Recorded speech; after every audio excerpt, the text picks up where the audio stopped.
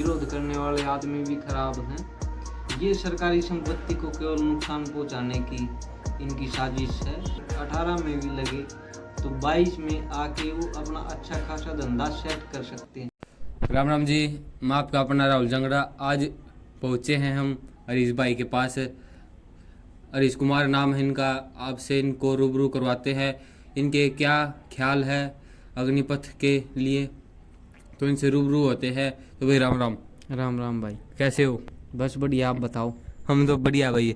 आज हम आपके पास पहुँचे हैं अग्निपथ की स्कीम को लेकर।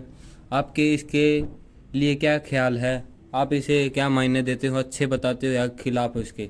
बहुत बढ़िया है जी। बहुत बढ़िया है। तो आपको इसमें क्या बढ़िया लगा? लोग इसका विरोध कर रहे हैं बहुत तकड़े तरीके से। विरोध करने वाले गलत तरीके से विरोध कर रहे हैं, जो कि जायज़ भी नहीं है। विरोध करने वाले आदमी भी खराब हैं, क्योंकि जिन बच्चों को फ़ायदा ही नहीं होना वो केवल विरोध कर रहे हैं। जिनकी एज हो गई है या फिर जिनको लगना ही नहीं, वो बंदे विरोध कर रहे हैं। जो बंदे भाई साहब, तैयारी तो बहुत लोग कर रहे हैं। तैयारी तो बहुत लोग कर रहे हैं और उनमें लगेंगे भी बहुत सारे लोग। आप देखना, अग्निपथ के विरुद्ध जो जिन बच्चों को लगना, वो कोई विरुद्ध में नहीं है। फिर ये ट्रेन की बोगी फूंक देते हैं, इसका क्या मायने है? ये सरकारी संपत्ति को केवल नुकसान पहुंचाने की इनकी साजिश है, बाकी कुछ नहीं है। फिर सरकार इनके खिलाफ कुछ नहीं कर सकती? सरकार इनके खिलाफ एक्शन ले रही है, लेकिन क्या है कि जनसंहार भी सरकार कर नहीं सकती। सरकार भी अपने तरीके से इनको पीछे हटा रही है। तो भाई साहब, जो तैयारी करवा रहे हैं, जिनकी इनकी संस्थान खोली है इन्होंने, एकेडमी, वे क्या करेंगे आगे से? जैसे कि तैयारी करवा रहे, कोई एयरफोर्स की करवा रहा है, कोई फौज की करवा रहा है। फिजिकल एकेडमी वालों के बारे में सही करवा रहे हैं। वो 4-4 साल के लिए आओ, बढ़िया है। रिजर्व सैनिक भी बढ़ेंगे देश में। फिर उसके बाद क्या करेंगे बच्चे जो रिटायर होने के बाद?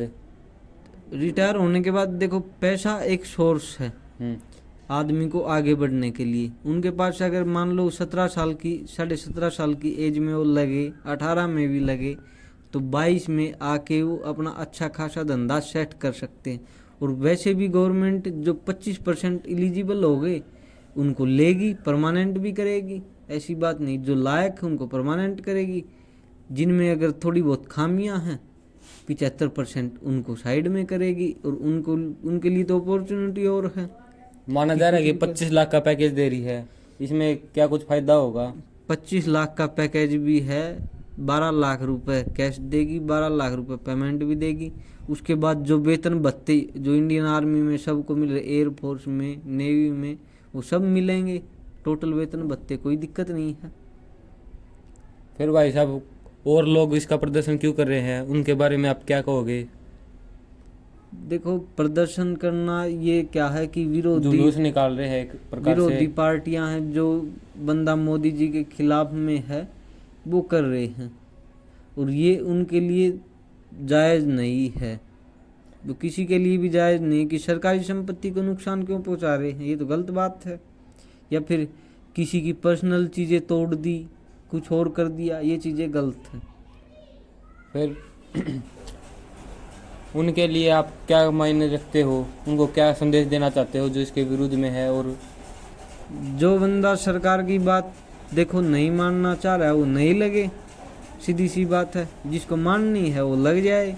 नहीं तो आपके पास अपॉर्चुनिटी तो बहुत सारी हैं। IAS बनो, IPS बनो, अगर इतना ही टैलेंट है तो। मोदी जी कह रहे हैं कि इसको जल्द से जल्द लागू करना चाहिए। लागू करो। लागू तो अभी थोड़े दिन के बाद हो जाएगी, होनी भी चाहिए। इससे क्या है कि देखो, देश में खर्च कम होगा। पेंशन का बहुत सारा भार पड़ रहा है देश के ऊपर, ठीक है। हालांकि जितना सरकार का डिफेंस का बजट है, उसमें से 40% बजट तो पेंशन में चले गया। 30-40% तनख्वाह में बांट देते, और बचा 20% में क्या वेपन खरीदेंगे, क्या टेक्नोलॉजी आएगी इंडिया में, कैसे ग्रोथ करेगी डिफेंस। इसलिए ये करने की हमें ज़रूरत भी महसूस हुई, इसलिए किया है। लॉकडाउन भी एक बहुत बड़ी समस्या बनी हुई थी सरकार के लिए। देखो, लॉकडाउन भी बहुत बड़ी समस्या थी। लोगों ने ये बोला था कि हमें चाहे एक दिन के लिए बॉर्डर पे मौका दो, लेकिन अभी सबको मौका मिल रहा है, तो उनको दिक्कत क्या है? और दूसरा बेरोजगारी मिटाने का भी सबसे बड़ा मौका है कि एक तो 10 बंदे ही तनख्वाह लें पूरी उम्र और 100 बंदे को काम मिले, ये भी अच्छी बात है। ऐसा तो है नहीं कि तुम्हें कम पेमेंट दे रहे हैं औरों से, बराबर की पेमेंट मिल रही है। ठीक है भाई, आपने देखा हरीश भाई के विचार थे ये अग्निपथ के लिए। आप अपने जो विचार रखना चाहते हो वो कमेंट बॉक्स में बता देना। आपसे ऐसे ही लोगों से रूबरू करवाते रहेंगे। तो नमस्कार।